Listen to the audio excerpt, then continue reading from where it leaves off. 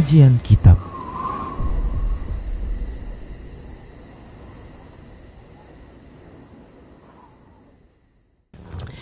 Assalamualaikum warahmatullahi wabarakatuh. Innal hamdalillah nahmaduhu wa nasta'inuhu wa nastaghfiruhu wa na'udzu billahi min shururi anfusina wa sayyiati a'malina. May yahdihillahu fahuwal muhtadi wa may yudlil falan tajida lahu waliyyan mursyida. Asyhadu an la ilaha illallah wahdahu la syarika lah wa asyhadu anna Muhammadan 'abduhu wa rasuluhu alladzi la nabiyya ba'dah. Wa qala Allah subhanahu wa ta'ala ya ayyuhalladzina amanu taqullaha haqqa tuqatih wa la tamutunna illa wa antum muslimun. Ya ayyuhalladzina amanu taqullaha wa qulu qawlan sadida yuslih lakum a'malakum wa yaghfir lakum dhunubakum wa may yuti'illaha wa rasulahu faqad faza fawzan 'azima. Ya ayyuhan nasu taqu rabbakumul ladzi khalaqakum min nafsin wahidah wa khalaqa minha zawjaha wa batha minhuma rijalan katsiran wa nisaa'a wattaqullaha alladzi tasaaluna bihi wal arham innallaha kana 'alaikum raqiba. Amma ba'du, nastaqal hadits kitabullah wa khairal hadi hadi Muhammad sallallahu alaihi wasallam wa syarrul umur muhdatsatuha wa kullu muhdatsatin bid'ah wa kullu bid'atin dhalalah wa kullu dhalalatin finnar. Ikhwatu wa akhwat azallahu wa iyyakum, kita masih di bab yang ke-30 yaitu qaulullah ta'ala, firman Allah Subhanahu wa ta'ala, wa minan nasi may yattakhidhu min dunillahi andada yuhibbunahum ka hubbillah walladzina amanu asyaddu hubban lillah. Di antara manusia-manusia ada yang menjadikan sekutu bagi Allah Subhanahu wa ta'ala, di mana mereka mencintai berhala-berhala mereka tersebut seperti mereka mencintai Allah Subhanahu wa ta'ala. Kita sudah bahas beberapa poin terkait dengan kecintaan kepada Allah Subhanahu wa ta'ala, di mana cinta yang terkait dengan Allah ada beberapa model. Yang pertama yaitu mahabbatullah, mencintai Allah Subhanahu wa ta'ala. Ada yang mahabbatu fillah, mencintai karena Allah. Artinya seorang yang mencintai orang lain dikarenakan orang tersebut sedang meniti jalan Allah Subhanahu wa ta'ala, sedang berada di jalan Allah Subhanahu wa ta'ala. Kemudian ada yang mahabbatu ma'allah, kecintaan bersama Allah, di mana selain dia mencintai Allah, dia juga mencintai yang lain-lainnya. Hanya saja kecintaannya kepada yang lainnya itu sama seperti kecintaannya kepada Allah. Ini yang disebut dengan kesyirikan. Karena seorang muslim tidak ada yang boleh dia lebih cintai selain Allah Subhanahu wa ta'ala. Haruslah kecintaannya kepada Allah di atas segalanya. Tidak boleh ada sesuatu yang sama cintanya seperti cintanya kepada Allah Subhanahu wa ta'ala. Ikhwah rahimallahu wa iyyakum, kalau yang mahabbatun ma'allah, kecintaan bersama Allah, ini tentu yang kesyirikan, dan ini yang disebutkan dalam ayat tadi, wa minan nasi may yattakhidhu min dunillahi andada yuhibbunahum ka hubbillah. Di antara manusia-manusia ada yang mencintai berhala-berhalanya, di mana dia mencintai berhalanya tersebut seperti mencintai Allah Subhanahu wa ta'ala. Hanya saja orang mukmin walladzina amanu asyaddu hubban lillah. Adapun orang beriman, dia cintanya yang paling atas hanya kepada Allah Subhanahu wa ta'ala, mengalahi cinta-cinta yang lainnya. Kemudian ada jenis cinta yang tabi'i, yaitu yang natural, yang memang setiap orang memiliki rasa cinta tersebut. Cinta kepada harta, cinta kepada istri, cinta kepada anak-anak, cinta kepada kendaraan, dan seterusnya. Itu merupakan kecintaan yang wajar selama kecintaan tersebut tidak mengalahi kecintaan kepada Allah Subhanahu wa ta'ala. Dengan artian ketika dia mencintai benda-benda tersebut, tidak boleh dia samakan dengan cintanya kepada Allah. Apabila Allah Subhanahu wa ta'ala melarang, karena dia cinta dengan benda tersebut tapi Allah melarang, maka itu namanya cinta terlarang. maka dia harus hilangkan cinta itu. Ya, dia harus hilangkan cinta tersebut karena itu cinta yang tidak dibolehkan. Demikian ikhwah. Sekarang kita lihat sebab-sebab perkara yang dapat menimbulkan cinta kepada Allah Subhanahu wa taala. Yang lalu telah kita bahas, yaitu membaca Al-Qur'an dengan tadabbur dan memahami makna-maknanya. Karena memang Al-Qur'an merupakan kalamullah, ya, kalamullah. Dan kata Utsman bin Affan, seandainya memang seorang itu cinta kepada Allah, pastilah mereka tidak pernah merasa kenyang, tidak pernah merasa puas dengan membaca kalamullah. Artinya dia tidak akan pernah berhenti dengan membaca kalamullah, karena ini merupakan kalam, ucapan zat yang dia cintai. Ini merupakan kalam ataupun zat yang mereka cintai. Oleh karena itu dia akan terus mengulang-ulang ucapan-ucapan apa yang dia cintai. Dan Al-Quran merupakan kalamullah yang seorang mengatakan mencintai Allah Subhanahu wa taala. Kalau dia betul-betul mencintai Allah, pasti dia nggak akan pernah puas membaca Al-Quran. Dia akan terus membaca, memperbanyak, mengulang-ulang, dan seterusnya dan seterusnya. Oleh karena itu ikhwah, kalau kita mau tahu seberapa jauh cinta kita kepada Allah, kita bisa lihat seberapa lama kita baca Al-Quran. Kalau baca Al-Quran kita itu sangat minim, berarti segitulah cinta kita kepada Allah Subhanahu wa ta'ala. Demikian ikhwah.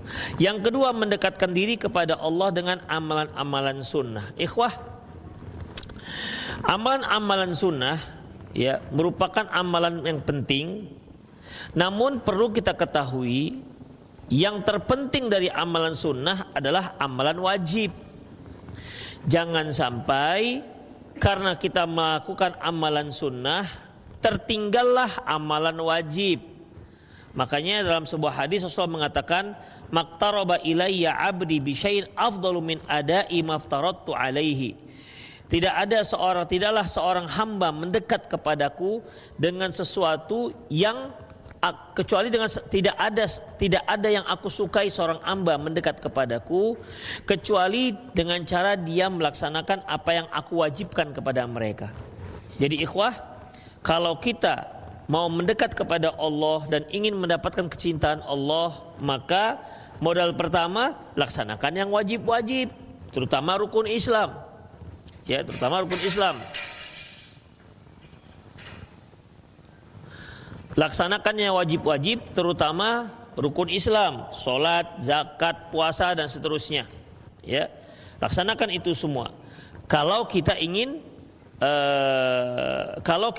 mendekat kepada Allah Subhanahu wa taala. Kemudian setelah yang wajib-wajib, barulah kita menambah dengan amalan-amalan yang sifatnya sunnah. Barulah kita menambah dengan amalan-amalan yang sifatnya sunnah. Misalnya kita salat rawatib, jangan sampai kita hanya salat rawatib tapi nggak salat wajibnya. Seorang mau sholat tarawih, dia sholat tarawih di masjid, tapi isyaknya enggak dia sholatin. Ini ikhwah salah kaprah dalam melaksanakan suatu amalan. Makanya yang sunnah itu penyempurna yang wajib. Oleh karena itu Rasulullah pernah mengatakan bahwasanya inna awwalu ma yuhasabu minal abdi as-salah. Yang pertama sekali nanti dihisab oleh Allah dari seorang hamba yaitu sholat. Apabila sholatnya itu sempurna, maka faqad najah, berarti dia telah berhasil. Tetapi kalau ternyata sholatnya tidak sempurna, maka Allah akan mengatakan unzuru hallahu minnat tatawwu'. Coba perhatikan apakah dia punya sholat-sholat sunnah.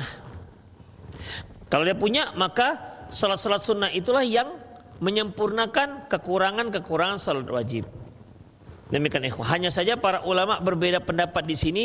Kekurangan sholat wajib yang dimaksud adalah apakah dia nggak sholat, misalnya sholatnya sehari hanya 3 kali misalnya, atau ada sekali-sekali dia nggak sengaja nggak sholat misalnya, kemudian dia disempurnakan dengan yang kurang-kurang itu disempurnakan oleh yang sunnah. Pendapat yang kedua mengatakan nggak bisa. Yang wajib, ya kalau kita katakan kekurangan yang dimaksud adalah karena dia kosong, artinya dia memang tidak sholat, maka tidak ada satupun sholat sunnah yang bisa menyempurnakan sholat wajib yang memang tidak dikerjakan. Jadi yang dimaksud dengan kekurangan sholat wajib adalah kekhusyuannya, kelalaian kita, atau tidak tepat waktu dan seterusnya. Itulah yang akan disempurnakan oleh sholat wajib, bukan sholat wajib yang tidak dilaksanakan. Karena ikhwah, satu sholat wajib yang kita tinggalkan tidak bisa sedikit pun dikodo dengan sholat, ditutup, ditambal dengan sholat sunnah. Gak ada yang bisa. Satu puasa Ramadan yang kita tinggalkan dengan sengaja tidak bisa dia ditutupi dengan seberapa banyak pun puasa-puasa sunnah. Demikian ikhwah rahimanallah wa iyyakum. Jadi oleh karena itu yang dimaksud dengan sholat wajib yang kurang bukan tidak dilakukannya, tapi kurang khusyuk, hal-hal yang sifatnya tidak menyempurnakan nilai ibadah sholatnya, ya, bukan terkait dengan masalah sah dan tidak sahnya. Itu ikhwah rahimanallah wa iyyakum. Makanya dalam masalah ini, ketika kita ingin mendapatkan kecintaan dari Allah Subhanahu wa taala, maka wajib dulu tuh. Wajibnya itu modal dasar, harus ada wajib. Kemudian baru sabda Nabi, wala yazalu 'abdi yataqarrabu ilayya bin nawafil hatta uhibbahu. Dan tidaklah seorang hamba mendekat kepadaku dengan melaksanakan amalan-amalan sunnah hingga aku mencintainya. Ikhwah. Jadi levelnya sudah lebih ke atas. Yang pertama modalnya yaitu melaksanakan yang wajib-wajib untuk mendekat kepada Allah Subhanahu wa taala. Kemudian ditambah lagi dengan yang sunnah-sunnah, itu yang menyebabkan Allah Subhanahu wa taala mencintai seorang hamba. Yaitu, saya ulangi, wala yazalu 'abdi yataqarrabu ilayya bin nawafil hatta uhibbahu. Dan tidaklah seorang hamba itu terus mendekat kepadaku dengan cara melaksanakan ibadah yang sunnah hingga aku mencintainya. Yang ketiga yaitu senantiasa berzikir kepada Allah Subhanahu wa taala. Ini juga salah satu perkara yang dapat menjemput cintanya Allah Subhanahu wa taala. Dalam sebuah hadis yang diriwayatkan oleh Imam Muslim dari Abi Hurairah radhiyallahu anhu, qala Rasulullah sallallahu alaihi wasallam, la yaq'udu qaumun yadhkuruna Allah azza wa jalla illa khaffathumul malaikah. Tidaklah suatu kaum itu duduk, mereka berzikir kepada Allah, mengingat Allah, menyebut-nyebut nama Allah, kecuali mereka illa khaffathumul malaikah, kecuali mereka akan dinaungi oleh malaikat. Wa khasyatuhumur rahmah, dan kecuali mereka dikelilingi oleh malaikat dan dinaungi oleh rahmat. Wa nazalat alaihimus sakinah, dan akan turun ketenangan atas mereka. Wa dzakarahumullahu fi man indah, dan Allah pun akan menyebut-nyebut nama mereka di hadapan makhluk yang ada dekat Allah Subhanahu wa taala seperti malaikat. Demikian ikhwah. Jadi dalam masalah ini ya, salah satu cara untuk menjemput cintanya Allah Subhanahu wa taala yaitu dengan sering menyebut-nyebut, sering berzikir, membasahkan lisan kita dengan zikir kepada Allah Subhanahu wa taala. Di samping itu kan salah satu keistimewaan zikir itu dapat menenangkan hati. Allah mengatakan ala bidzikrillah tatmainnul qulub. Ketahuilah dengan zikir kepada Allah hati akan tenang. Hati akan tenang. Hanya ini yang bisa membuat manusia bahagia. Seorang manusia itu tenang. Tenang itu letaknya dalam hati. Tenang letaknya dalam hati. Dan kalau kita mau ingin ketenangan, maka mendekatlah kepada sang pemilik hati. Dia adalah Allah Subhanahu wa taala. Sebagaimana dalam sebuah hadis Rasulullah SAW bersabda, inna qulubal ibad baina asabi'ir rahman. Sesungguhnya hati para hamba itu di antara jemari-jemari Allah, yuqallibuha kaifa yasha. Allah akan membolak-balikkan jari hati manusia itu sekehendaknya. Allah akan membolak-balikkan. Makanya karena Allah Subhanahu wa taala pemilik hati, dan kita ingin mendapatkan ketenangan, ketenangan itu ada di hati, maka mendekatlah kepada sang pemilik hati.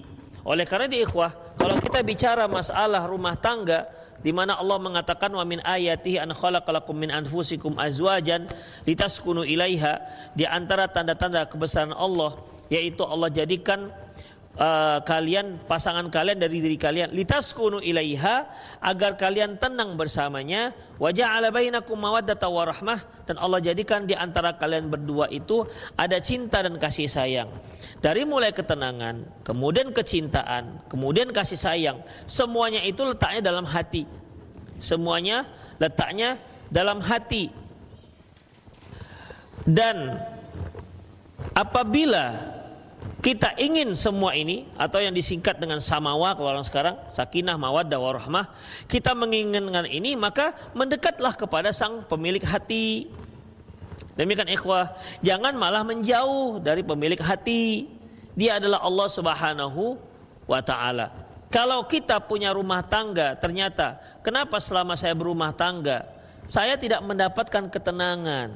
Coba introspeksi lagi. Pertama, apa motivasi Anda untuk menikah?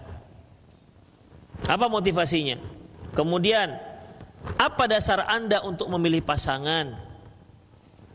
Apabila hanya untuk dunia, ya wajar kalau seandainya dia tidak mendapatkan ketenangan, karena Allah biarkan dia. Sementara kita selalu berdoa setiap pagi, wala takilni ila nafsi tarfata ain. Ya Allah, jangan Engkau biarkan saya sendirian, jangan Kau biarkan sendirian tarfata ain, walaupun hanya sekejap mata. Kita nggak bisa ikhwah, nggak bisa kita ditinggalkan oleh Allah Subhanahu wa ta'ala. Itulah makanya dalam sebuah hadis kudusi Allah mengatakan, ya ibadi kullukum dhalun illa man hadaituhu, wahai hambaku, semua kalian itu sesat kecuali orang-orang yang aku beri hidayah. Fastahduni, mintalah hidayah kepadaku. Ahdikum, aku akan memberi kalian hidayah. Oleh karena itu, kalau kita dibiarkan oleh Allah Subhanahu wa ta'ala, pasti akan sesat. Kalau kita tidak ditolong oleh Allah Subhanahu wa ta'ala dalam setiap aktivitas kita, kita akan mengalami kesalahan.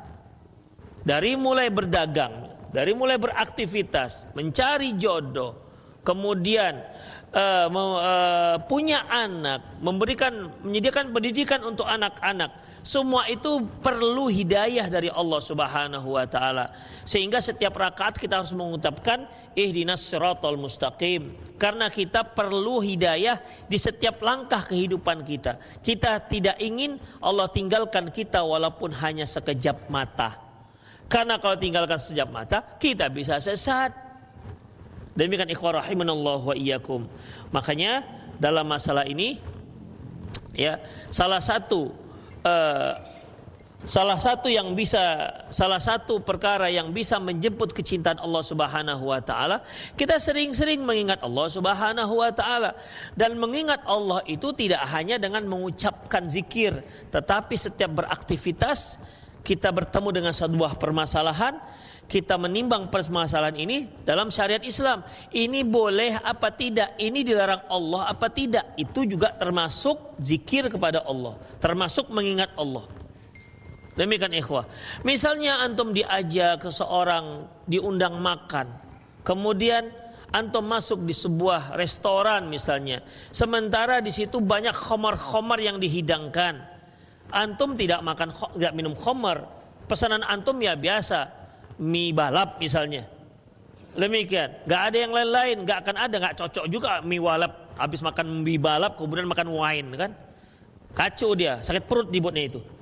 Jadi ikhwah rahimanallahu wa iyyakum, tapi antum ragu. Udah, kenapa ragu? Ini kan sebenarnya haram ya, tapi gimana ya? Begitu. Itu teringat Allah Subhanahu wa ta'ala termasuk. Kenapa? Ini dilarang nggak ya oleh Allah Subhanahu wa ta'ala kondisi seperti ini? Demikian. Memang sih nggak ada, tapi nggak ada dihidangkan, tapi ada di stylingnya. Misalnya begitu. Aduh, ragu ini, ragu, tinggalkan. Selesai ceritanya ikhwah. Siapa yang mengingatkan kita seperti itu ikhwah? Itu merupakan salah satu petunjuk yang Allah Subhanahu wa taala berikan kepada kita, di mana di saat itu kita mengingat Allah sehingga kita tinggalkan perkara-perkara yang syubhat walaupun nggak berani mengatakan itu haram. Itu juga termasuk mengingat Allah Subhanahu wa taala. Antum jalan-jalan ke mall, misalnya mau beli apalah, mau beli pensil, tak beli apalah, kita nggak tahu. Kemudian di depan ada cewek-cewek putih tinggi langsing yang hanya pakai miniskirt, kemudian pakai tank top, semua terbuka kecuali hanya 2 tempat saja. Itu depan antum. Jalanlah di depan antum. Antum melihat sepertinya benda bagus. Teringat kan nggak boleh ya. Tapi kok nggak dilihat, jarang-jarang kejadiannya. Demikian ikhwah. Ini gimana ya? Tapi nggak boleh loh. Kan ada perdebatan dalam hati. Ada perdebatan. Tapi jarang-jarang juga disemincirim kayak gini, begitu kan? Misalnya begitu. Ya, yang putih-putih begini jarang-jarang, sekali-sekali aja gitu. Teringat juga apa namanya? Firman Allah Subhanahu wa taala, wa kullil mu'minina yaghuddu min absarihim wa yahfadhu furujahum. Katakan kepada orang-orang mukmin agar dia menundukkan pandangannya dan menjaga kemaluannya. Enggak boleh, tapi gimana ini? Begitu. Kita jalan juga di depan dia, enggak belok-belok pula depan kita terus dia. Ada demikian ikhwah. Itu termasuk zikir kepada Allah, kita teringat akan larangan-larangan Allah Subhanahu wa taala. Tapi kalau kita langgar berarti kita mengabaikan. Itulah ikhwah. Itu termasuk zikir. Makanya ikhwah, seseorang nggak bisa berzikir kecuali kalau dia punya ilmu. Pertama, ilmu tentang lafaz yang dia zikirkan. Yang kedua, ilmu tentang hukum-hukum yang berlaku dalam kehidupan sehari-hari. Kalau nggak, dia nggak akan bisa ikhwah. Dia tidak akan bisa. Kalau dia mau berzikir, apa yang mau dizikirkannya? Kalau dia nggak tahu, nanti dia ingin ingin mau banyak rezeki, nanti zikirnya ya Ghani, ya Ghani, ya Ghani, ya Ghani. Tahu antum ya Ghani? Yang maha kaya. Ya Ghani, ya Ghani, ya Ghani, ya Ghani, ya Ghani, ya Ghani. Itu kan zikir katanya, menyebutkan nama Allah itu maha kaya. Ya Ghani, ya Ghani, ya Ghani. Itulah setahu dia. Dia nggak punya ilmu. Ya, dia tidak punya ilmu. Demikian ikhwah. Kemudian dia minta, dia ingin agar dapat kasih sayang Allah Subhanahu wa taala. Nah, dia dizikirnya ya Ghafur, ya Ghafur, ya Ghafur, ya Ghafur. Padahal tidak ada syariatnya seperti itu ketika kita zikir pada Allah Subhanahu wa taala. Nama-nama Allah itu kita sebutkan, qul ud'ullaha aw ud'ur rahman. Katakan Allah atau engkau memanggil Allah, berdoa kepada Allah atau berdoa dengan nama Ar-Rahman. Ayyamma tada'u falahul asmaul husna. Apa saja yang engkau gunakan nama-nama Allah, kau gunakan untuk doa, maka dia memiliki nama-nama yang baik. Jadi nama-nama Allah itu kita gunakan untuk berdoa, memohon, kita minta. Misalnya kita taubat kepada Allah, mohon pengampunan, ya kita panggil ya Tawwab, ya Rahim, ya Ghafur. Demikian ikhwah, karena itu kaitannya dengan pertaubatan. Demikian kita panggil untuk berdoa, tidak dijadikan sebagai zikir seperti Allahu Akbar, Subhanallah, Alhamdulillah, La ilaha illallah. Enggak dijadikan zikir seperti itu, dan memang tidak ada ikhwah, ya, tidak ada. Demikian ikhwah rahimallahu wa iyyakum. Itulah dia. Baik, jadi yang ketiga yaitu senantiasa berzikir kepada Allah Subhanahu wa taala, ya baik secara khusus maupun secara umum, itu dapat mengundang cinta Allah Subhanahu wa taala. Yang keempat yaitu mendahulukan apa yang dicintai oleh Allah daripada apa yang dicintai oleh dirinya sendiri. Dalam sebuah hadis diriwayatkan dari Anas bin Malik radhiyallahu anhu qala, Rasulullah mengatakan, salasun man kunna fihi wajada fihi bihinna halawatul iman. Ada 3 hal, barang siapa yang melakukannya maka dia akan mendapatkan manisnya iman. Dia akan merasakan manisnya iman. Yang pertama, ayyakunallahu wa rasulah ahabba ilaihi mimma siwah. Yang pertama yaitu Allah dan Rasulnya lebih dia cintai daripada apapun. Allah dan Rasulnya lebih dia cintai ketimbang apapun. Apapun tetap Allah dikedepankan. Demikian dibandingkan yang lain-lainnya. Kalau sudah Allah perintah begini, kemudian ada yang komplain dari masyarakatnya, keluarganya, atau mungkin gak cocok dengan hawa nafsunya, maka dia singkirkan itu semua, yang diikutnya adalah cintanya kepada Allah Subhanahu wa taala. Demikian ikhwah. Ketika Allah Subhanahu wa taala melarang sesuatu, sementara hawa nafsunya menyuruhnya dengan sangat kuat, masyarakatnya juga sangat mendukung, kawan-kawannya juga mendukung, maka dia tinggalkan apapun yang terjadi. Itu namanya cinta kepada Allah di atas segalanya. Ya, demikian juga dia cinta kepada Allah, dia tidak akan pernah mencintai orang-orang yang memusuhi Allah dan Rasulnya. Itu termasuk ikhwah. Makanya Allah mengatakan, la tajidu qauman yu'minuna billahi wal yaumil akhir yuwaduna man haddallaha wa rasulah walau kanu aba'uhum wa abna'uhum wa ikhwanuhum wa asyatuhum, seterusnya. Kamu tidak akan pernah dapati orang yang benar-benar beriman kepada Allah mencintai orang-orang yang memusuhi Allah dan Rasulnya, walaupun dia itu ayahnya, walaupun dia itu anak-anaknya, walaupun dia adalah saudara-saudara kandungnya. Gak akan ada. Kalau ada orang yang sudah jelas orang ini memusuhi Allah dan Rasulnya, tapi masih ada rasa cintanya, maka itu berarti keimanannya dipertanyakan. Demikian ikhwah rahimanallahu wa iyyakum. Itulah dia. Oleh karena itu yang keempat ini mengutamakan cintanya kepada Allah Subhanahu wa taala ketimbang yang lain, ketimbang dirinya sendiri, ketimbang istrinya, ketimbang anak-anaknya. Demikian ikhwah rahimanallahu wa iyyakum. Kemudian yang kelima, merenungi dan mengenal Allah melalui nama-nama dan sifat-sifat yang maha sempurna. Kalau ini kajian mengenai asma wa sifat ikhwah, seperti misalnya kita meyakini ada nama Allah yang seperti innallaha sami'un basir. Allah itu maha mendengar lagi maha melihat. Maha mendengar lagi maha melihat. Artinya kalau sudah kalimat maha di sini, Allah mendengar, tidak ada satupun yang bisa membatasi pendengaran Allah Subhanahu wa taala.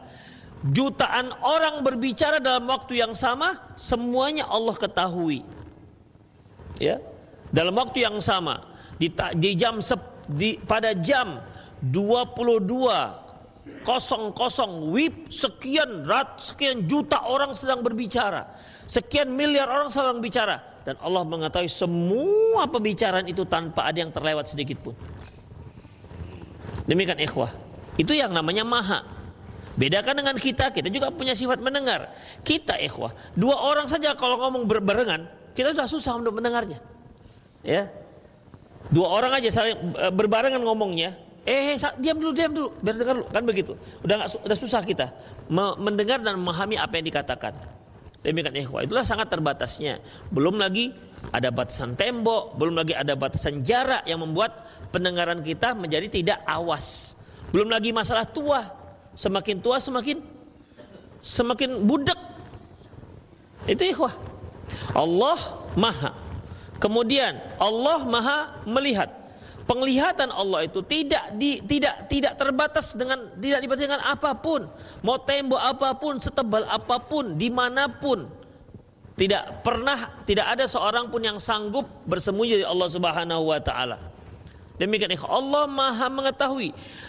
Tidak ada satu helai rambut pun yang tidak diketahui oleh Allah Subhanahu wa taala. Tidak ada satu daun pun yang jatuh dari pohonnya kecuali Allah Subhanahu wa taala mengetahuinya. Begitulah mahanya. Tidak ada satupun yang bisa membatasi pengetahuan Allah Subhanahu wa taala. Apa hikmahnya ini semua ikhwah? Apa hikmahnya? Hikmahnya akan membuat kita semakin taat kepada Allah dan semakin takut kepada Allah. Misalnya, kalau kita untuk berbuat baik di depan orang-orang, terutama orang-orang pengajian, kalau pengajian suatu hal yang biasa. Demikian ikhwah. Karena memang teman itu sangat berpengaruh pada kita. Kan beda ikhwah. Kita jalan bertiga, kawan-kawan ngaji, pergi ke mall, mau belanjalah misalnya. Dengan kita bertiga dengan kawan-kawan umum, kawan-kawan kerja, itu akan beda. Gayanya udah beda, setelannya juga beda. Demikian ikhwah. Atau kita pergi sendiri dengan teman-teman yang lain, itu beda-beda ikhwah. Ya, beda-beda. Ikhwah rahimanallahu wa iyyakum. Kalau kita pergi dengan kawan-kawan yang memahami Islam, kalaupun Islam kita tidak begitu kuat, dia bisa menjadi kuat.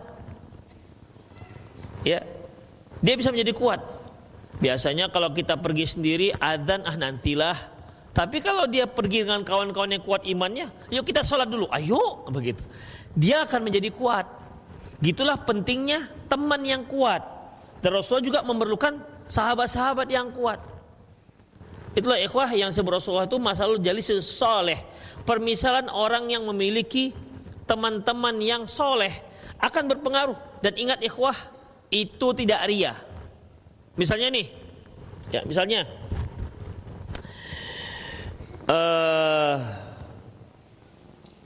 si A misalnya, dia pergi bertamu ke rumah si B.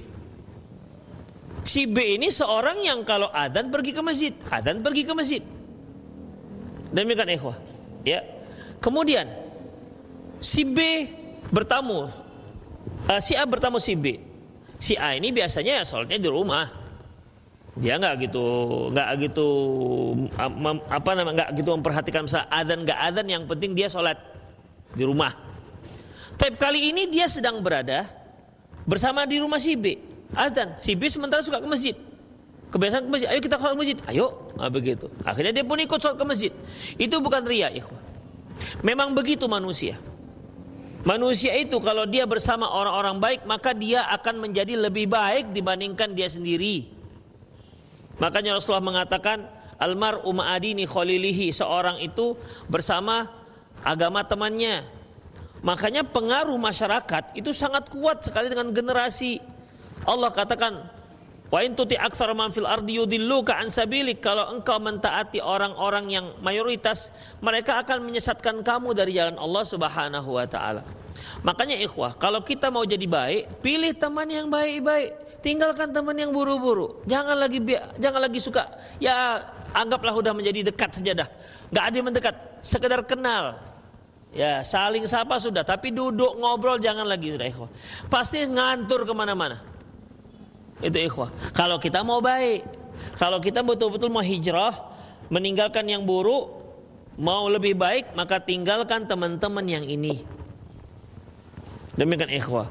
Kalau antum suka lalai karena sering berteman dengan teman-teman yang suka mancing, tinggalkan itu suka mancing itu.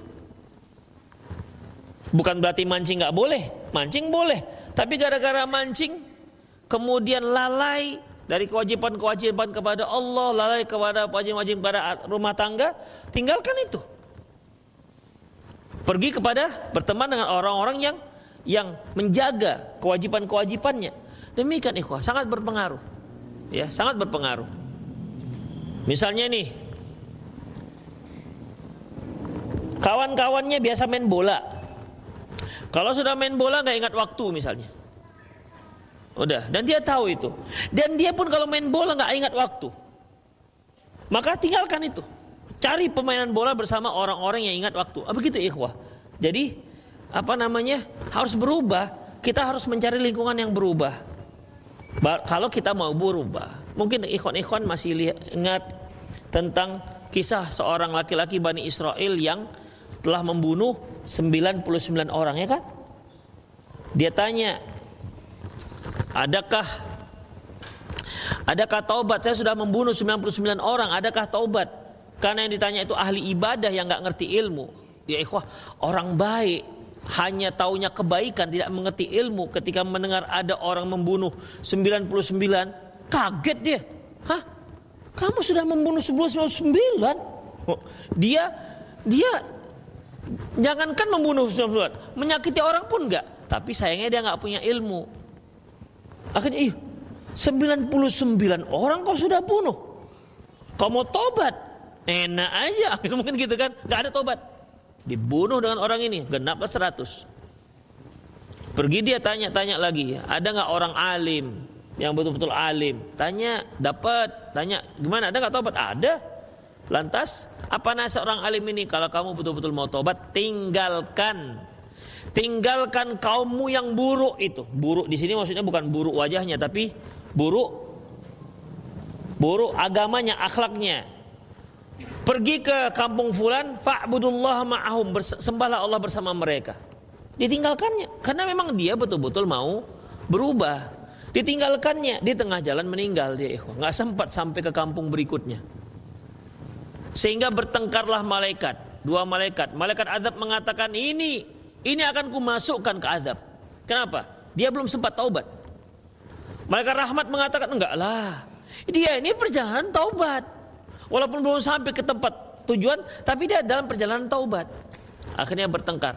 Sehingga Allah Subhanahu wa taala mengutus seorang manusia yang menyelesaikan permasalahan dua malaikat ini. Ya,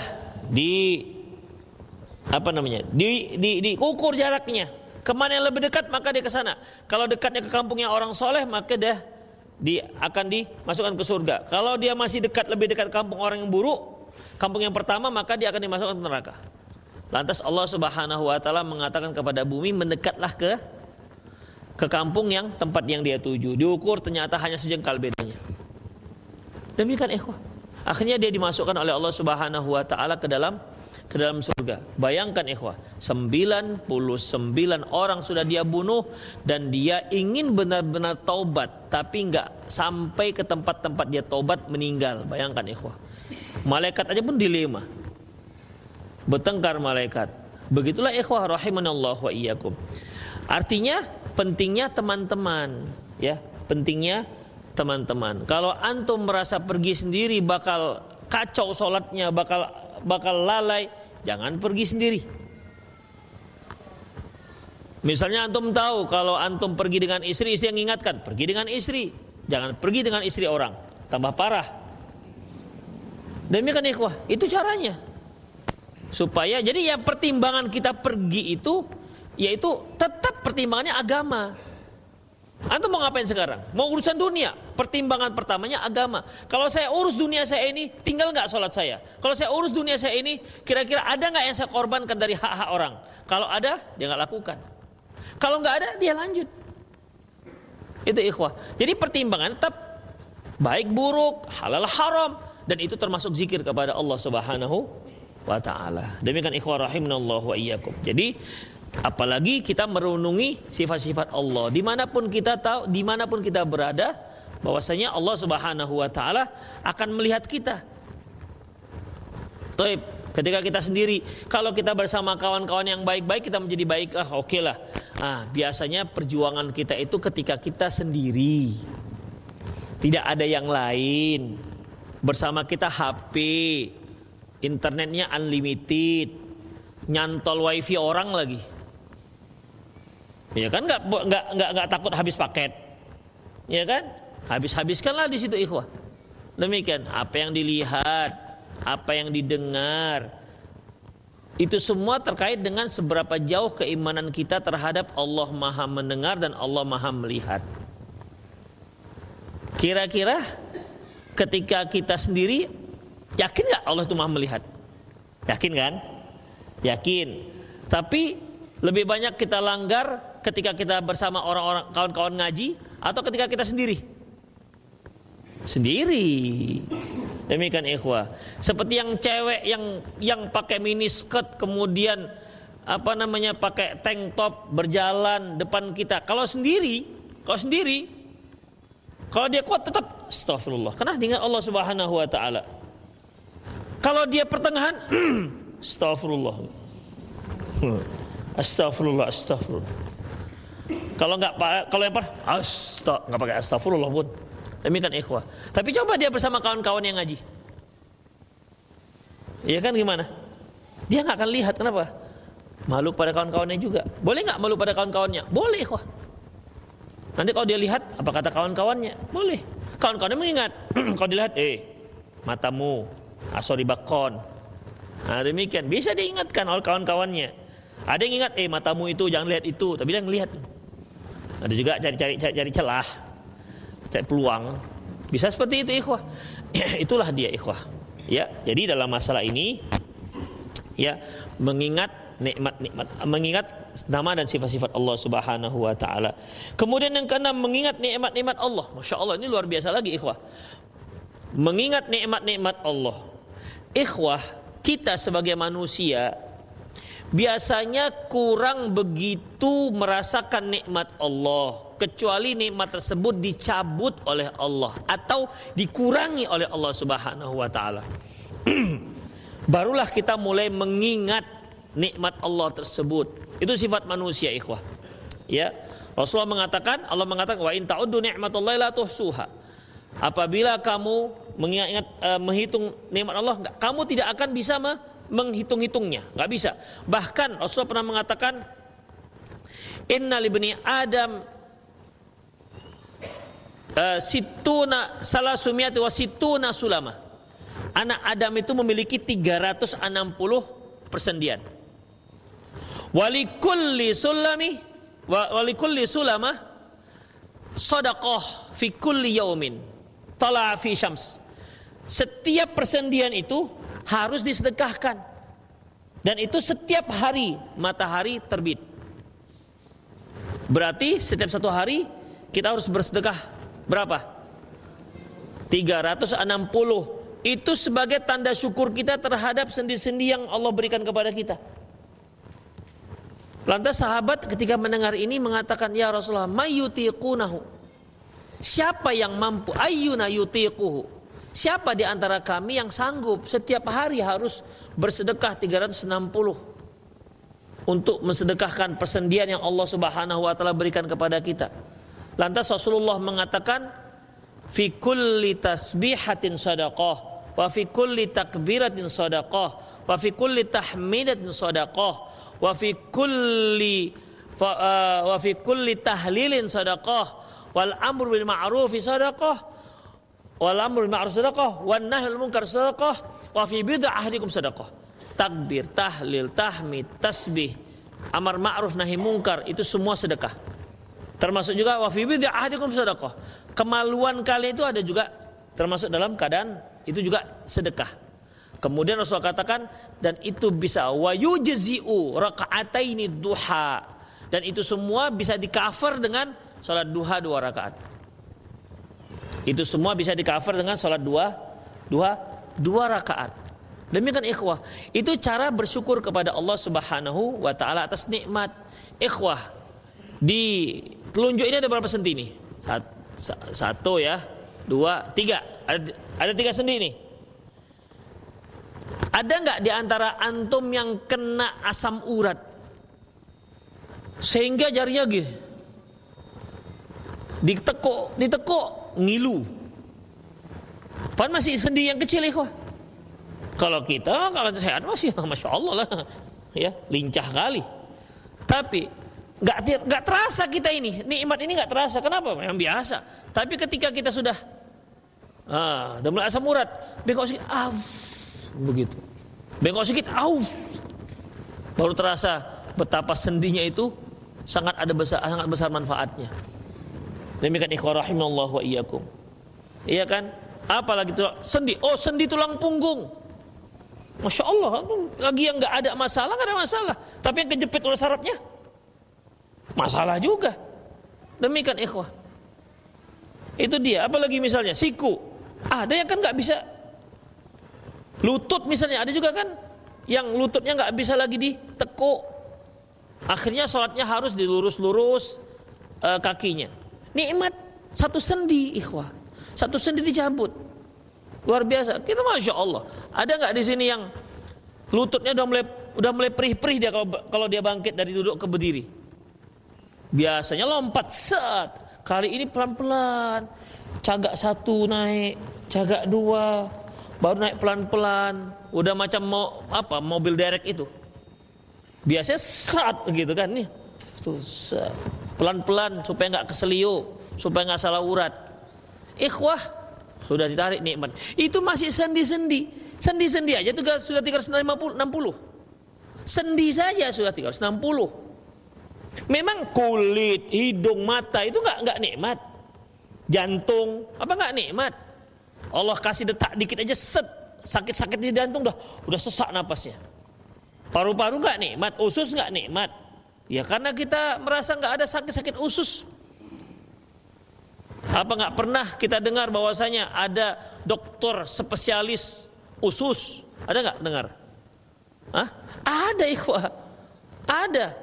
Kanker usus, ada. Khusus, gara-gara usus banyak dapat duit dia. Belajarnya juga khusus menelaah tentang masalah usus. Usus aja. Itu masih usus. Belum lagi usus, ada usus besar, ada usus kecil, ada usus buntu.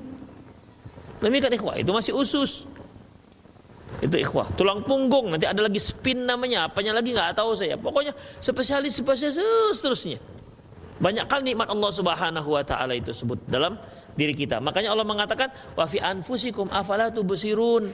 Pada diri kalian, tidak akan kalian lihat nikmat Allah pada diri kalian. Coba lihat nikmat. Demikian ikhwah, nikmat Allah. Lihat nikmat itu.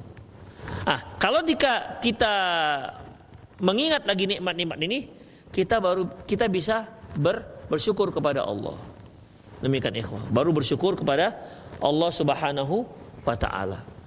Oleh karena itu, bagi yang terasa mulai sakit, hendaklah dia bersyukur kepada Allah. Alhamdulillah, karena dia sakit itu akhirnya dia bersyukur. Teringat, oh iya, ternyata enak punya sendi-sendi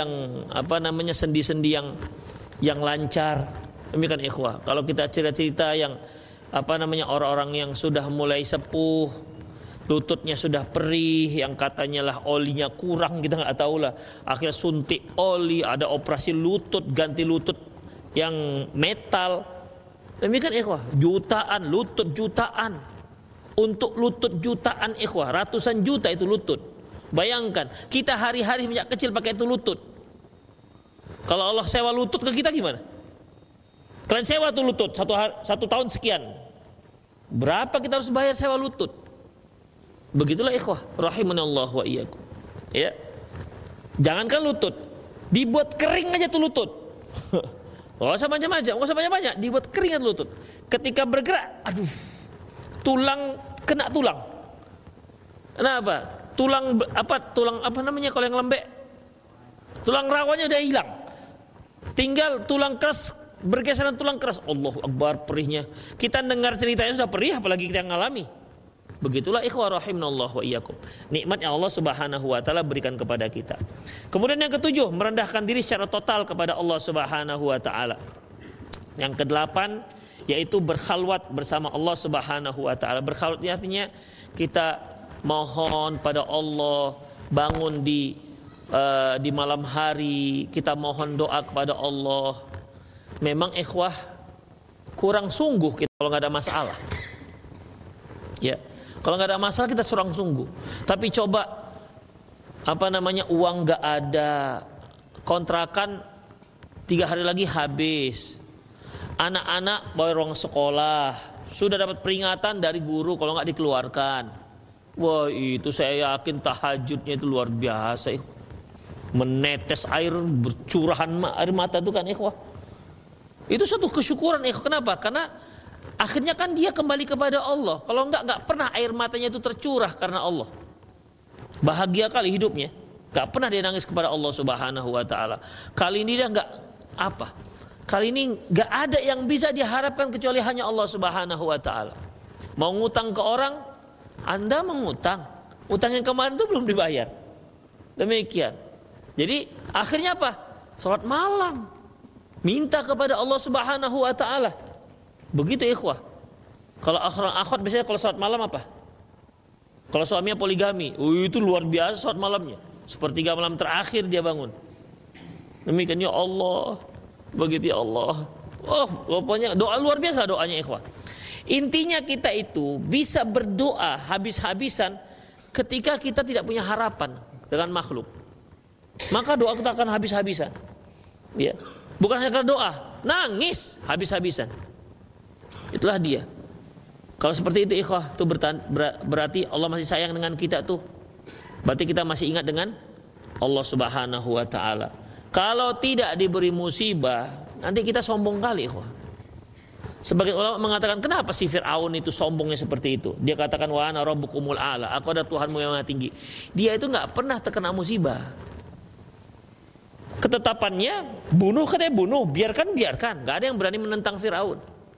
Orangnya sehat terus, sehingga dia mengatakan, saya ini Tuhan, sepertinya saya ini Tuhan lah, nggak pernah sakit. Ada demikian ikhwan. Gak pernah sakit, gak ada satu pun yang berani menentang. Kata Firaun, kata orang. Satu pun gak ada yang berani menentang. Jadi dia puncak kekuasaan. Tidak pernah ada musibah yang menimpa dia. Akhirnya dia pun merasa dia sebagai Tuhan. Wa ana rabbukumul a'la. Aku ada Tuhanmu yang maha tinggi. Itu lancangnya Firaun. Iblis sendiri merasa hormat dengan si Firaun ini. Awak aja gak berani katanya. Ya, mana ada iblis ngaku sebagai Tuhan kan? Oh, dia ketemu dengan Allah Subhanahu wa taala. Ketika Allah Subhanahu wa taala usir dia dari surga. Wa bi'izzatika qala rabbi, ya Tuhanku. Dia katakan Tuhanku pada Allah. Dia ketemu Allah masalahnya. Bi'izzatika dengan keagunganmu. La aqudanna lahum siratal mustaqim, aku akan duduk di tengah-tengah jalanmu yang lurus. Itu dia bicara dengan Allah Subhanahu wa taala. Iblis. Itu ikhwah, ya. Karena tidak pernah mendapatkan musibah. Tuh. Jadi makanya Allah katakan innallaha idza ahabba qauman ibtalah. Allah itu kalau mencintai suatu kaum, Allah akan uji dia. Faman radiya falahu ridha. Kalau dia ridho dengan ujian itu, maka Allah ridho dengan dia. Faman sakhita fa alaihi sukht. Bagi siapa yang jengkel, maka dia akan mendapat kemarahan dari Allah Subhanahu wa taala. Demikian ikhwah. Dan memang manusia itu akan naik derajat kalau dia diuji. Ikhwah, seorang nakhoda kapal dikatakan, tidak pernah seorang nakhoda kapal dikatakan ulung ketika dia hanya berlayar di pinggir-pinggir laut. Justru nakhoda kapal itu dikatakan ulung ketika dia berhasil membawa kapalnya menghadapi ombak yang menggunung. Bahtera tidak pecah, baru dikatakan ulung. Itu ikhwah. Tapi kalau riak-riak kecil, pulang-pulang nakhoda ulung, mana ada ulung itu? Nggak ada si ulung di situ. Kenapa?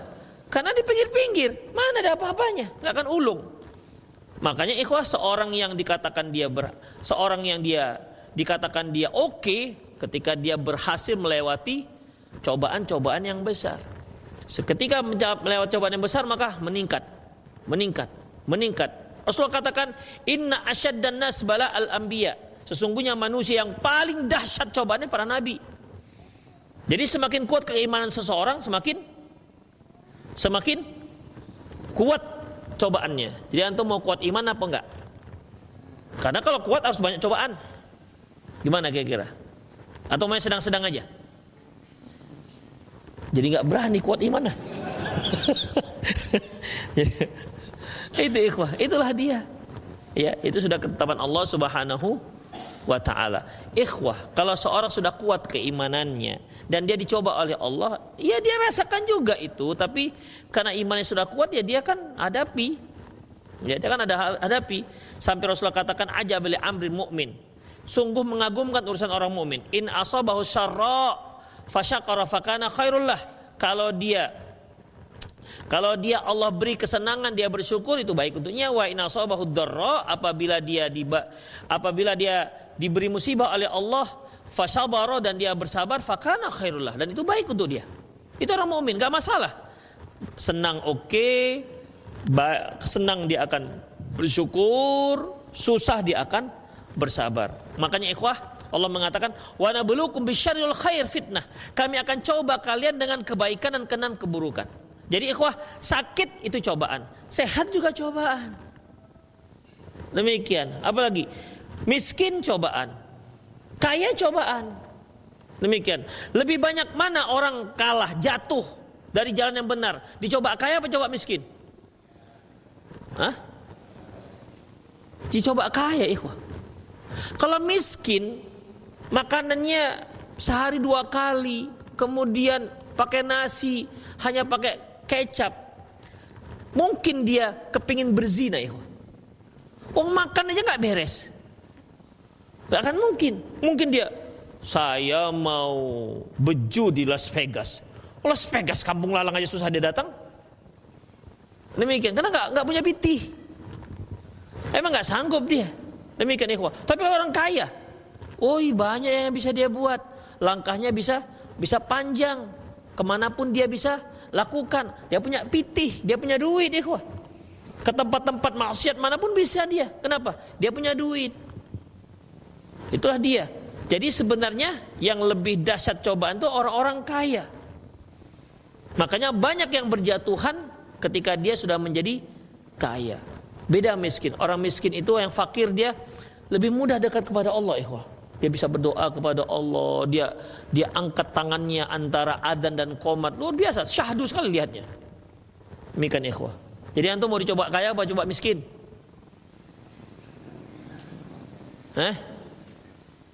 Tuh, dari tadi nggak berani jawab. Gimana? Mau coba kaya apa coba miskin?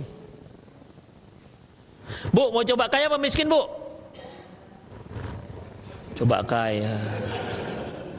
Ya udahlah, ya kan boleh-boleh saja kan pingin yang mana. Demikian ikhwah. Ya, itulah dia sebenarnya. Tapi lebih banyak mana orang berjatuhan? Ketika sehat atau ketika sakit? Ketika sehat, ikhwah. Bukan ketika sakit. Ketika sakit mau kemana dia? Dia nggak bisa berbuat apa-apa. Dia hanya bisa berdoa kepada Allah Subhanahu wa taala. Tapi ketika dia sehat, lincahnya minta ampun. Karena dia sehat, ikhwah. Banyak yang bisa dia lakukan. Banyak maksiat yang bisa dilakukan. Itulah dia. Makanya wa nabluukum bisyarril khair fitnah. Wa nabluukum bisyarril khair fitnah. Ada yang dicoba di masa muda dan dicoba di masa tua. Biasanya banyak yang jatuh di mana? Dicoba di masa muda apa dicoba di masa tua? Masa muda. Kenapa nggak masa tua? Masa tua mau bilang apa, ikhwah? Di saat sudah pensiun, jalan udah gemeter. Baca Al-Fatihah pun alhamdulillah udah gemeter. Apa mau dicoba lagi? Tinggal menunggu terbenamnya matahari. Di saat tanda tangan tak berharga lagi. Jadi di mana ngumpulnya biasanya orang-orang seperti ini? Masjid. Masjid. Kalau antum ngumpulnya di mana? Di pengajian. Paten kali. Di kafe. Di kafe. Saya pernah waktu di JW Marriott. Cambridge. Di atas itu kan ada restoran. Jadi ada itu kumpulan tua-tua semua. Menurut saya itu 70-an ke atas. Jadi mereka ngumpul macam reuni begitu. Ngobrol-ngobrol. Saya bilang, masih sempat-sempatnya 70 itu masih reuni. Ini kalau kepleset dari lift meninggal gimana? Demikian. Masih sempat-sempat kan. Jadi begitu ikhwah. Makanya karena anak muda itu lebih banyak cobaannya, makanya anak muda yang ibadah lebih besar pahalanya ketimbang orang tua. Orang tua ibadah udah wajar ikhwah. Dia nggak bisa buat apa-apa lagi selain sholat.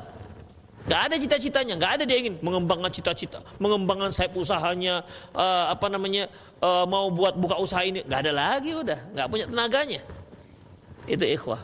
Makanya anak muda ini kalau dia taat lebih besar pahalanya dibandingkan orang tua. Demikian ikhwah. Lebih besar mana dosanya? Anak muda berdosa atau orang tua yang berdosa? Orang tua yang berdosa ikhwah. Iya. Orang tua berdosa itu memang betul-betul kurang ajar tuh orang tua kalau berdosa itu. Makanya Rasulullah katakan, salasun la yukallimuhumullah yaumal qiyamati wa la yuzakkihim wa lahum adzabun alim. Ada 3 orang. Allah tidak akan sucikan dia. Allah tidak akan lirik dia. Allah tidak akan lihat dia dan untuk dia disiapkan azab yang pedih. Apa itu ikhwah? Syekhun zani, orang tua yang berzina. Orang tua yang berzina tuh modalnya apa coba? Anak muda berzina masih kuat, dia masih strong, sawat masih kuat. Tapi kalau orang tua ini kan pasti minum obat dia ini. Tongkat Ali, tongkat apa lagi? Demikian kan, untuk menyalurkan syahwat yang parah itu ikhwah. Makanya Allah sangat marah dengan orang tua yang seperti ini. Satu lagi yaitu A'ilun mustakbir. Seorang orang miskin yang sombong. Orang kaya yang sombong, oke, dia punya modal. Tapi kalau orang miskin sombong, modalnya apa? Itu menunjukkan tabiat dari awalnya memang sudah sangat rusak. Yang ketiga yaitu raja yang pembohong. Orang itu biasanya kalau berbohong karena takut. Kalau seorang raja takut dengan siapa? Kalau dia bohong juga berarti memang parah. Begitulah ikhwah rahimanallahu wa iyyakum. Ya, jadi dalam masalah ini yang ketujuh yaitu yang ke-8 kita berkhalwat kepada Allah Subhanahu wa taala, ya, mohon apa yang perlu kita mohon, kemudian mendekatkan diri pada Allah, merenungkan dosa-dosa dan seterusnya. Yang ke-9, berkumpul bersama orang-orang yang mencintai Allah. Nah, ini dia seperti yang kita katakan tadi. Jadi teman lah ikhwah, jangan sekedar kenal oke lah, tapi kalau untuk jadi teman akrab, misalnya antum kawan goes misalnya, kawan goes. Kira-kira kalau kawan goes itu perlu nggak pilih-pilih jadi dari orang soleh-soleh? Hah? Perlu lah ikhwah. Kalau antum pilih sembarangan, ya, antum pergi kemana-mana bersama dia, itu pengaruhnya sangat besar. Berapa banyak kawan-kawan kita yang karena kawan goesnya yang penting dia grup sama-sama mau bersepeda, yang awam yang nggak ngerti agama kadang-kadang akhirnya ikut lalai bersama mereka, itu ikhwah. Jadi kalau kawan goes, hendaklah pilih-pilih juga. Kawan main bola gimana? Hah? Pilih-pilih juga. Iya. Tapi nanti tengkarnya dengan kawan-kawan juga. Kesepak kita kakinya. Nggak sengaja sih, walaupun kadang-kadang setengah sengaja. Ada demikian ikhwah. Juga harus pilih-pilih. Apalagi biasanya yang kita harus pakai kawan. Jogging pakai kawan, bisa nggak ya kalau jogging ya? Fitness, nggak lah. Apa kira-kira? Intinya begitu lah ikhwah. Upayakan kalau bisa setiap kegiatan kita itu kawannya kawan-kawan yang soleh-soleh, itu ikhwah. Sehingga kita bisa ikut tetap terjaga. Kalau kita yang lupa, dia yang mengingatkan, udah masuk waktu sholat nih, gitu kan. Udah masuk waktu sholat, akhirnya kita, oh iyalah sholat kita dulu, demikian. Coba kalau sendiri, siapa yang mengingatkan? Demikian ikhwah. Goes, angin asyiknya gitu kan, dari jam 11, tiba-tiba, udah maghrib, nggak tahu kan. Misalnya, sangat asyiknya maghrib tuh, lupa dia zuhur asarnya. Demikian ikhwah, ya. Kemudian menjauhi hal-hal yang dapat menjauhkan hati dari Allah Subhanahu wa taala. Tapi itu saja, semoga bermanfaat. Ada yang mau bertanya silakan. Atau di 0813 600 600 61. Masya Allah udah banyak ini.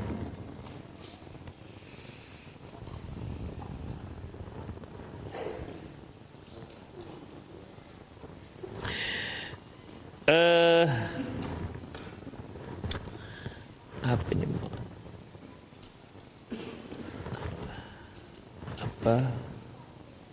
Ustadz, apakah ada rentang waktu membaca zikir pagi petang, misalnya dari jam berapa sampai jam berapa? Allahu a'lam bishawab. Allah mengatakan, fasabbih bihamdi rabbika qabla tulu'isy syamsi wa qabla ghurubiha.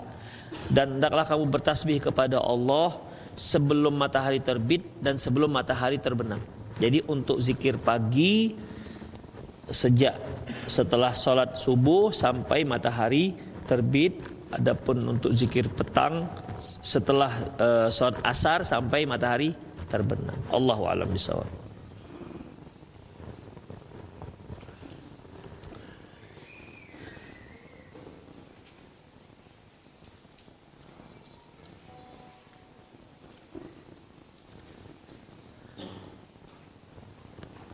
Tentang batasan pergaulan antara laki-laki dan perempuan yang bisa dikatakan zina.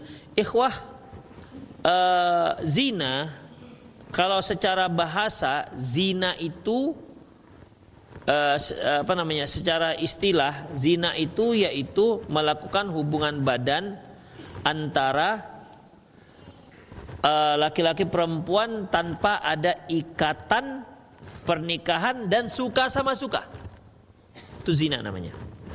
Itu zina yang hakiki, yang apabila dilakukan oleh orang yang sudah berumah tangga maka akan dirajam. Kalau dia dilakukan oleh orang yang belum berkeluarga maka dia dicambuk 100 kali. Adapun zina-zina yang lain, yang kata Rasulullah, setiap anak Adam itu terkena dosa zina. Seperti al-ainu zina, mata itu zinanya melihat, telinga itu zinanya mendengar, kaki itu zinanya berjalan, maksudnya berjalan ke tempat maksiat, tangan zinanya memegang. Wal qalbu yusaddiquh, hati itu yang membenarkan. Wal qalbu yatamanna, hati itu berharap, menghayal. Wal farju yusaddiq, dan kemaluan itu yang membenarkannya. Itu ikhwah. Ya, jadi perzinahan seperti itu, ya, Jadi ada zina mata, zina telinga ada. Demikian ikhwah. Apabila dia memang mengarah kepada syahwat. Terus bagaimana kalau dia berkomunikasi dengan yang bukan mahramnya? Ikhwah, berkomunikasi dengan yang bukan mahram, hukum asalnya mubah. Ikhwah. Ya. Hukum asal mubah. Sebagaimana firman Allah Subhanahu wa taala, fa idza sa'altumuhunna was'aluhunna min wara'i hijab. Apabila kalian menanya istri-istri Nabi, maka tanyalah dia dari balik hijab. Artinya bertanya itu kan ada suara. Ya, ada suaranya. Artinya berkomunikasi seperti Aisyah radhiyallahu anha berkomunikasi dengan sahabat-sahabat yang lain. Rasulullah berkomunikasi dengan kaum wanita, ya. Hukum dasarnya mubah. Hukum dasarnya itu mubah. Tetapi kalau dia sampai menimbulkan fitnah, mengarah pada perzinahan, maka tidak dibolehkan. Demikian ikhwah. Jadi ya seperlunya itu berapa lama? Ada juga seperlunya 1 jam. Bisa nggak seperlunya sampai 1 jam? Bisa. Ketika ada yang dibahas, bisa. Demikian ikhwah. Ya, jadi dalam masalah itu, apakah itu dikatakan khalwat? Allahu a'lam tidak termasuk khalwat. Karena kalau dikatakan khalwat, baik dia bicara maupun dia chat, itu juga dikatakan khalwat. Demikian ikhwah. Jadi dalam masalah ini, apabila memang sampai menimbulkan fitnah, maka nggak dibolehkan. Tidak dibolehkan karena akan mengarah kepada perzinahan. Allahu a'lam bissawab.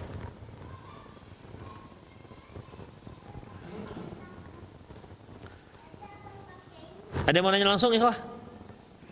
Hukum seorang yang beragama Islam ikut investasi peternakan babi. Yang betul aja lah.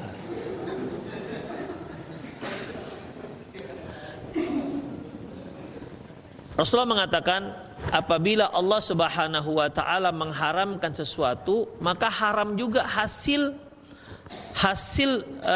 investasinya, hasil perdagangannya. Enggak boleh. Babi haram. Bisnis babi haram. Misalnya antum mengasihkan investasi di rumah makan BPK Yunus misalnya. Misalnya tuh, udah. Itu investasi haram. Karena BPK itu babi Pangangkaru, bukan Bapak Yunus. Itu ikhwah. Jadi nggak boleh. Investasi haram begitu. Apa saja kalau dia usahanya haram, maka misalnya yang dijualnya haram, maka nggak boleh investasi di situ. Hasilnya juga akan menjadi haram. Misalnya apa misalnya yang diharamkan? Tua misalnya. Antum melihat ini prospek ini tua ini kalau ekspor tua. Demikian. Tua haram, nggak bisa antum investasi di situ. Itu ikhwah. Kan misalnya kalau di Riau itu kalau kita buka ladang sawit, salah satu hamanya itu hama babi. Kalau sawitnya masih sawit-sawit masih kecil, masih bibit, itu babi banyak makannya. Akhirnya diburu babi dapat misal 11 ekor, 10 ekor. Terus di babi diapain? Di kampung sebelah banyak orang-orang Kristen. Sebagian orang Islam itu menjual babinya itu. 1 ekor 200.000, 250.000, senang lah mereka kan. Demikian ikhwah. Boleh nggak dia ngambil? Nggak boleh ikhwah. Taib, nggak diambil lah, kasihkan aja boleh nggak? Telepon, bang, suka babi nggak? Suka lah, saya bilang.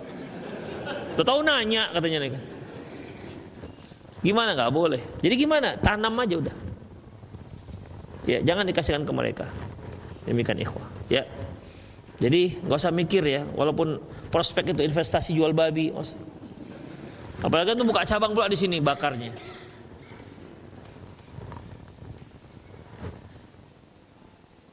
Apakah hukum sunat bagi anak perempuan? Ikhwah, para ulama berbeda pendapat tentang bukan sunat namanya khitan. Tentang masalah hukumnya. Sebagian mengatakan wajib, tapi jumhur mengatakan sunnah. Enggak sampai wajib. Karena Rasul mengatakan idzal taqal khitanan faqad istaq idzal taqal khitanain faqad wajibal ghusl. Apabila dua khitan bertemu, maka dia wajib mandi, maka dia harus wajib mandi junub. Berarti dua khitan maksudnya khitan laki-laki dan khitan perempuan. Artinya wanita itu juga berkhitan. Itu ikhwah, ya, wanita juga berkhitan. Demikian. Ya, sebagian yang hanya ada dua, ikhwah, Allahu a'lam bishawab. Pertama yang mengatakan sunnah, mengatakan mubah. Demikian. Adapun wajib sangat sedikit yang mengatakan wajib. Beda halnya dengan laki-laki. Allahu a'lam. Ada yang mau tanya langsung lagi? Ya.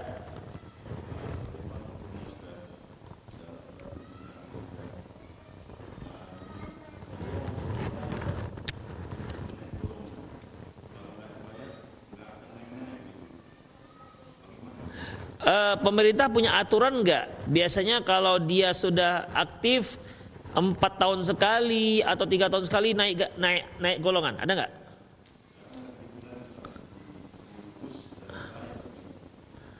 Aturannya, aturan resminya bagaimana?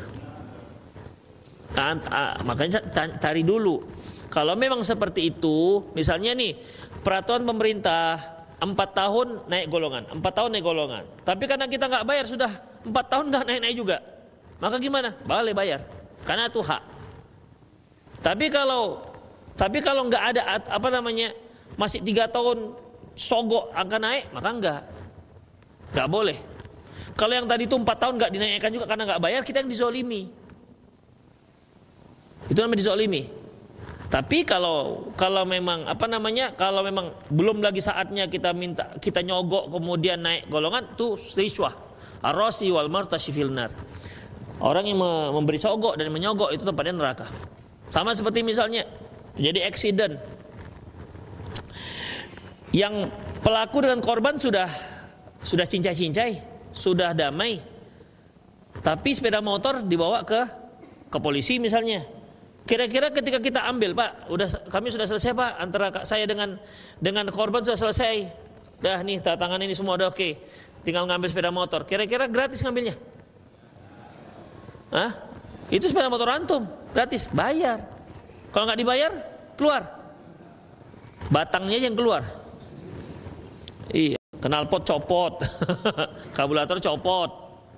Begitu ya. Jadi gimana, boleh nggak kita bayar supaya keluar sepeda motor kita? Boleh, karena itu hak kita. Nggak ada yang terzolimi dengan kita membayar itu. Ya kita yang dizolimi karena kita harus dibayar. Karena kita mengambil punya kita. Kenapa harus bayar? Demikian ikhwan. Jadi macam tadi itu, kalau dia sudah memang sesuai aturan 4 tahun sekali, dia seharusnya naik pangkat, tapi tak juga dinaik-naikkan, boleh dia bayar. Karena sebenarnya itu hak dia. Itu dia. Tapi kalau belum, makanya diperhatikan dulu peraturan yang berlaku. Kenapa orang yang ahli berbuat dosa itu awet hidupnya sampai dekat ajal pun tak mau bertaubat? Sedangkan orang-orang hijrah yang buruk menjadi baik, memiliki kekuatan iman sangat kuat dari awalnya di jalan beriman. Pertanyaannya apa ya? Cepat meninggal mungkin dia. Itu kaidah siapa yang buat? Demikian. Kaidah mana yang buat? Gak ada seperti itu, ikhwah.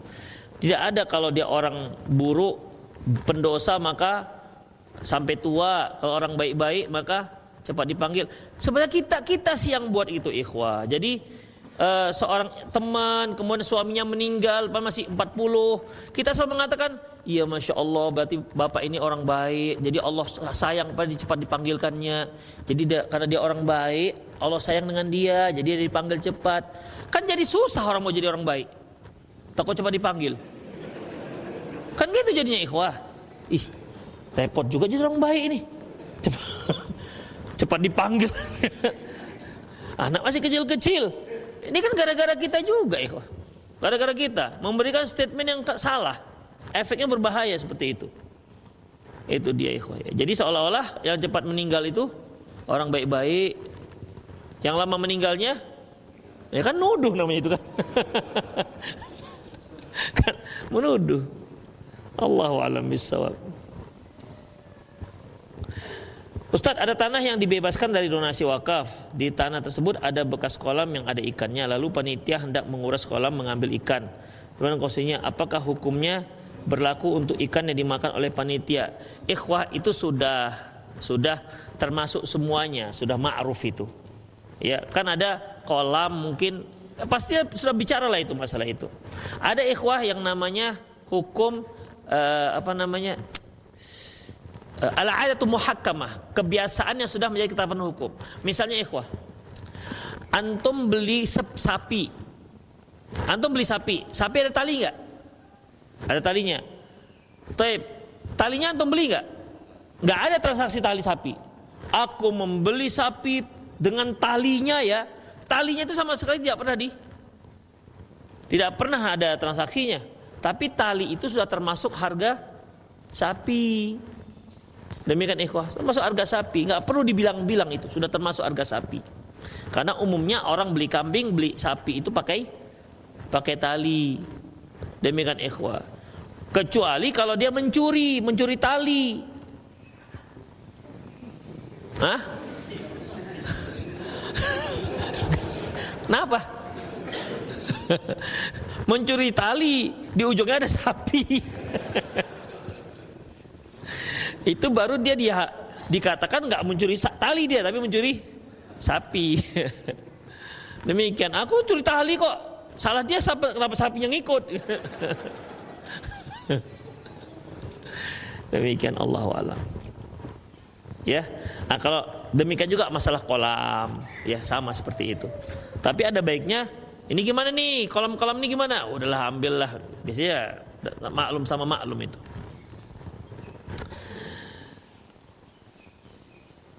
Mau tanya Ustadz terkait dengan subuh, batas selesai habisnya waktu subuh, apakah waktu syuruk atau waktu duha? Salat subuh itu habisnya ketika matahari terbit, bulatan matahari muncul, habis waktu subuh, ya, bukan duha. Ustadz, saya rutin donor darah di salah satu masjid dan setelah donor darah ada kasih makanan dan cemilan bingkisan untuk di bulan ini sponsori oleh satu calon wali kota, ya, ada bingkisannya dan Anda tanyakan bolehkah kita menerima bingkisan ikhwah? Kan antum terbiasa di situ kan, datangnya antum kan bukan untuk itu. Demikian ya, nggak apa-apa karena memang kebiasaan antum di situ.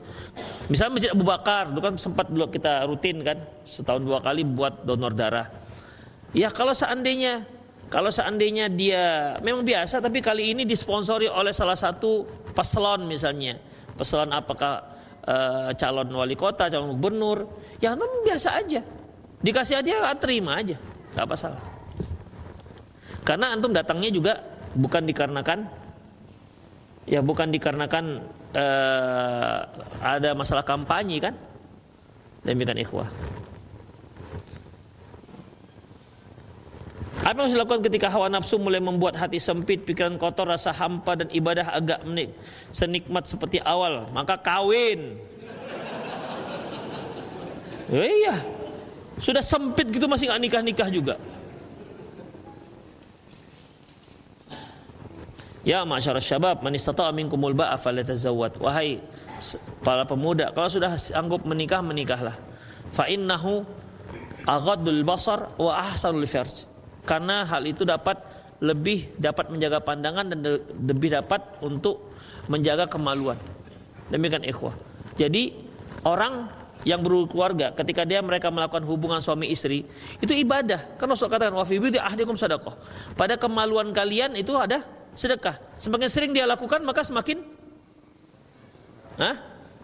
mungkin banyak sedekahnya. Demikian ikhwah. Bersedekahlah banyak-banyak. Tapi untuk Masjid Muwahhidin enggak itu sedekahnya. Duit. Demikian itu enggak termasuk sedekah. Jadi makanya sampai setengah pahalanya. Kalau yang belum menikah ini kan miskin kali kan. Tengok cewek enggak bisa diapa-apain, menghayal, berdosa. Demikian. Makanya cepat menikah ikhwah. Cepat menikah. Jangan Jangan tunda-tunda. Ustadz, saya belum bekerja. Cari akhwat yang bisa menerima antum yang belum bisa bekerja. Cari. Ukhti, saya mau melamar anti. Ya, apa kerjaan antum? Belum bekerja sih. Kalau bisa, ayah anti kasih kerja saya lah ya. Kayak begitu. Oh siap, nanti saya katakan. Kalau nggak diusir ya. Begitu. Ya syukur-syukur ada yang mau, kalau enggak ya gimana lagi, namanya juga kita usaha. Demikian ikhwah. Ya, intinya ketika kita menikah, insya Allah itu akan berbeda. Dia setengah agama. Idza tazawwajal 'abdu faqad istakmala nisfaddin. Apabila seorang hamba itu menikah, dia sudah setengah agama selesai. Fattaqun nisfal baqin, maka bertakwalah kalian dengan setengah yang lainnya. Makanya beda. Beda ketenangan orang yang sudah menikah dengan yang belum menikah. Beda. Karena setengah agamanya belum selesai. Apa hukum sholat berjamaah di kantor sedangkan kita laki-laki wajib berjamaah di masjid? Ya buat masjid di kantor. Tentukan satu tempat untuk sholat berjamaah.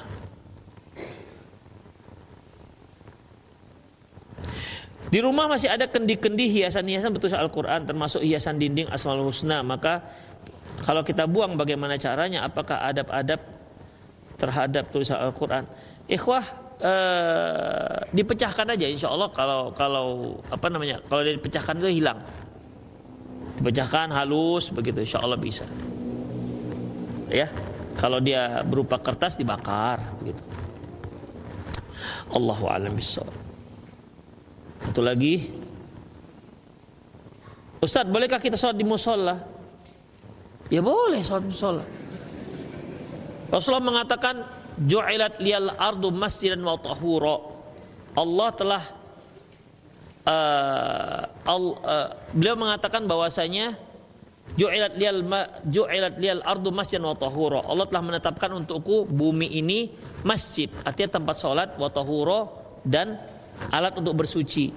Jadi di mana saja dia waktu sholat, dia di situ ada masjidnya, di situ ada tempat sucinya. Artinya dia bisa sholat di situ. Beda halnya dengan orang-orang selain muslim, dia harus sholatnya itu harus di gerejanya atau di sinagognya dan seterusnya. Islam gitu. Jadi kalau antum memang punya musola, ada musola, sholat di musola boleh, silakan berjamaah. Ikhwah, kalau musola itu kan kita definisikan masjid kecil ya, yang tidak ada sholat Jumatnya. Itu termasuk dikatakan masjid. Itu musola itu termasuk dikatakan masjid. Kalau dalam bahasa Arab, musola itu artinya lapangan tempat sholat. Lapangan tempat sholat, bukan masjid. Kalau kita kan, kalau masjid kecil itu dikatakan musola, manasakh, surau, langgar. Nah itu dia. Ya. Dan itu semua termasuk dalam kategori masjid. Boleh antum sholat di situ. Dan tentukan jamaahnya, kumandangkan adzan di sana. Ya, jika memang di situ tidak ada masjid. Oke, ikhwah, itu saja. Semoga bermanfaat. Aku qauli hadza. Udah 9:30. Ya Allah.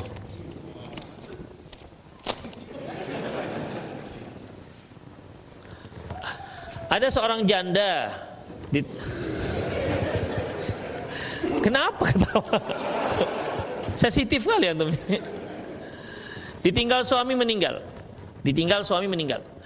Yang mana hak waris janda tersebut belum diberikan oleh anak-anak tirinya. Mereka menahannya. Pernyataannya, kata mereka, si janda tidak berhak dapat harta itu karena tidak ikut mencari. Dan si janda ada dapat kabar mereka sudah menjual sebagian tanah warisan tanpa izin si janda. Pertanyaan, bagaimana hukum warisan yang sesuai dengan, apakah benar si janda tidak dapat berhak? Dapat. Ya, tetap dapat. Dia kalau istrinya, kalau dia sempat jadi istri, si janda, berarti kan memang istri dia kan, berarti ini ceritanya. Kenapa kok nggak dapat? Mungkin begini ya, mungkin si laki-lakinya ini duda kali ya, duda menikah dengan janda, karena kan ada anak tiri. Nah itu dia ikhwan. Selama dia masih statusnya sebagai istri, mau nikahnya tercatat atau tak tercatat, dia dapat 1/8. Kalau istrinya ada 2, berarti 1/8 bagi 2. Apakah dapat? Dapat. Jika si janda ada hak warisan dan belum diberikan, misalnya si janda ini menikah lagi, apakah hak warisan tetap nggak hilang? Mau nikah lagi dia mau nggak nikah lagi, yang jelas ketika si laki-laki itu meninggal, status dia masih sebagai istri. Statusnya sebagai istri, ikhwah. Artinya kan janda ini kan berarti istri dia. Tidak semua janda dapat, ikhwah, jangan salah tangkap antum. Enggak semua janda. Maksudnya dia itu memang tadinya ketika meninggal dia statusnya sebagai janda, sebagai istri, maka dapat. Demikian. Walaupun si janda akhirnya nikah lagi dapat.